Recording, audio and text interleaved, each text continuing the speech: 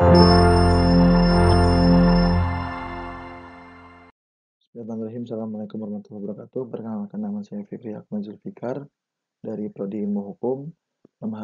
Dalam kesempatan ini izinkan kami untuk memaparkan kajian penelitian kami dengan judul pelaksanaan pemutusan hubungan kerja terhadap pekerja melakukan kesalahan berat setelah adanya putusan Mahkamah Konstitusi nomor 12/PUU-I 2003 tentang uji material terhadap pasal 158 Undang-Undang nomor 13 tahun 2003 tentang ketenagakerjaan.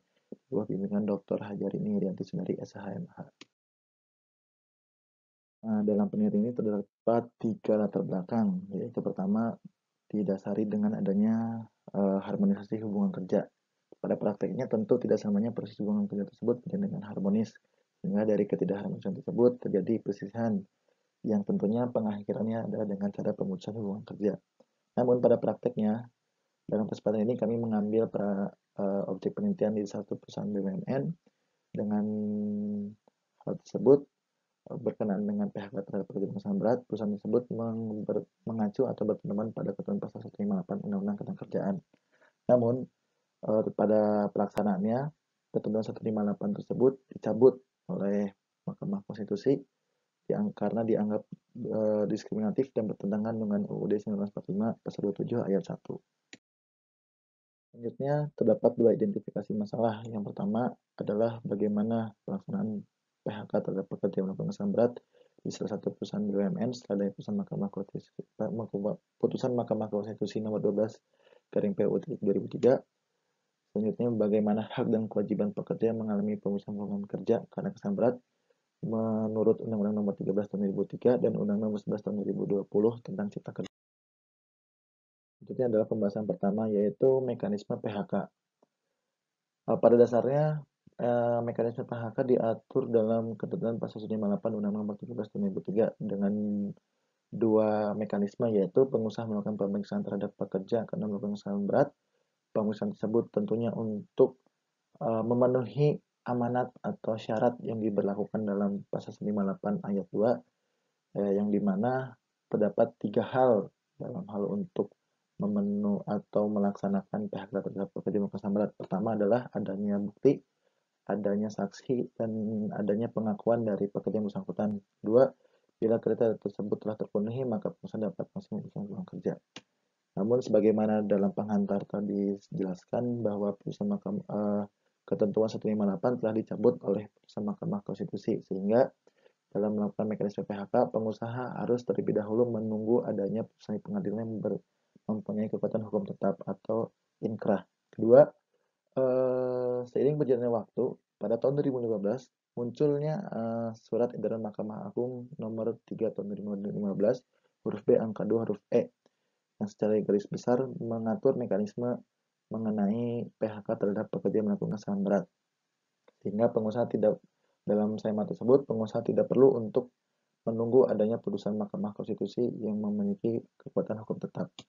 Tentu dari keseluruhan tersebut memiliki tujuan berkenaan dengan mekanisme pemutusan hubungan kerja. Pada prakteknya di objek penelitian terdapat 2 hal.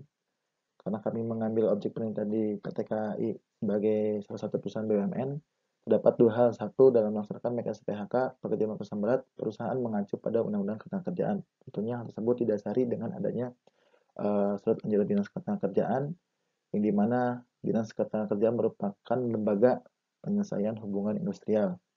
Kedua, selain hal tersebut, pengusaha juga mengacu pada putusan Mahkamah Konstitusi nomor 12/PUU 2003, di mana pengusaha harus terlebih dahulu menunggu adanya putusan pengadilan yang berkekuatan hukum tetap.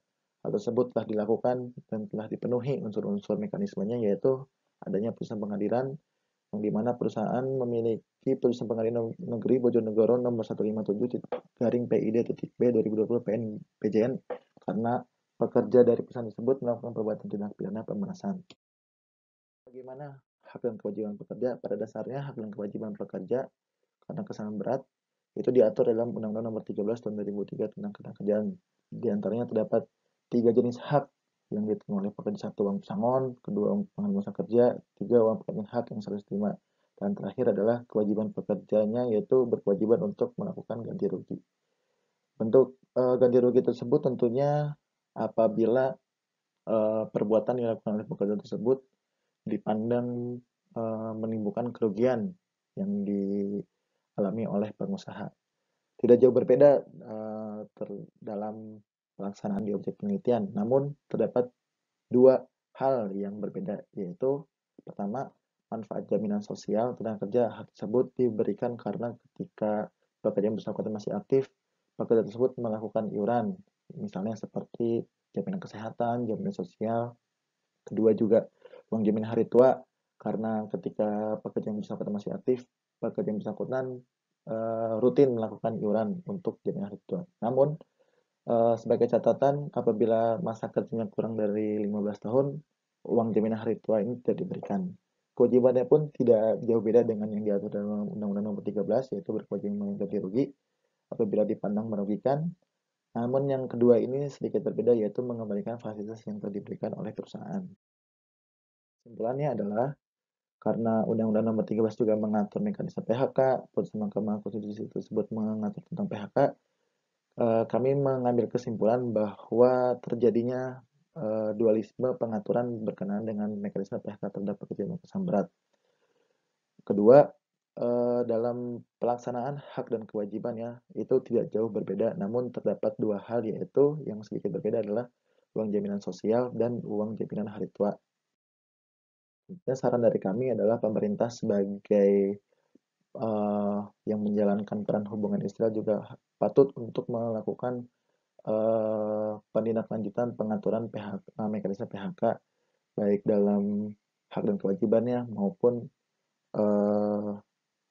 mekanismenya. Sekian dari kami yang dapat kami sampaikan. Kurang lebih mohon maaf. Assalamualaikum warahmatullahi wabarakatuh.